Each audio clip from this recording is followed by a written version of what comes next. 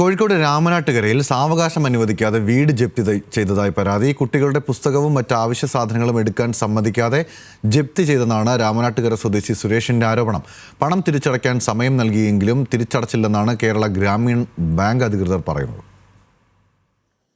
2015 രാമനാട്ടുകര സ്വദേശി സുരേഷ് കേരള ഗ്രാമീൺ ബാങ്കിൽ നിന്നും 5 ലക്ഷം രൂപ വായ്പയെടുത്തത്. കൃത്യമായി വായ്പാ തുക അടച്ചിരുന്നെന്നും കൊറോണ സമയത്ത് മൊറട്ടോറിയം വന്നപ്പോൾ മാത്രമാണ് അടവ് മുടങ്ങിയതെന്നും കുടുംബം പറയുന്നു. വീട് നിർമ്മാണ ആവശ്യത്തിനായിരുന്നു വായ്പയെടുത്തിരുന്നത്. ഓട്ടോ ഓടിച്ചു കിട്ടുന്ന വരുമാനത്തിൽ കുടുംബം പുലർത്തിയിരുന്ന സുരേഷിന് അപ്രതീക്ഷിതമായി ജപ്തി നടപടി പ്രതിസന്ധിയിലാക്കി. ഞങ്ങൾ ടോട്ടൽ അടച്ചെത്ര 4,63,000 ഞങ്ങൾ അടച്ചിട്ടുണ്ട്. ബാക്കി ഞങ്ങൾ ഹെഡ് ഓഫീസിൽ പോയിട്ട് 4 ലക്ഷം റുപ്യ കൂടി ഞങ്ങൾ അടയ്ക്കാന്ന് പറഞ്ഞതാ.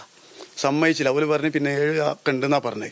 4,60,000 രൂപ നിലവിൽ അടച്ചിട്ടുണ്ട് എന്നും ബാക്കി തുക ഉടൻ അടയ്ക്കാമെന്നും ബാങ്കിനെ കുടുംബം അറിയിച്ചിരുന്നെങ്കിലും ബാങ്കിന്റെ പെട്ടെന്നുള്ള നടപടിയിൽ പകച്ചു നിൽക്കുകയാണ് കുടുംബം. ജപ്തി നടപടികൾക്കായി ബാങ്ക് ജീവനക്കാർ വീട്ടിലെത്തിയപ്പോൾ സുരേഷിന്റെ മക്കൾ മാത്രമാണ് വീട്ടിലുണ്ടായിരുന്നത്. ഇവരുടെ പഠനോപകരണങ്ങൾ പോലും എടുക്കാൻ സമ്മതിക്കാതെയാണ് ബാങ്ക് ജീവനക്കാർ ജപ്തി ചെയ്ത് വീട് പൂട്ടിയതെന്ന് സുരേഷിന്റെ ഭാര്യ പറയുന്നു.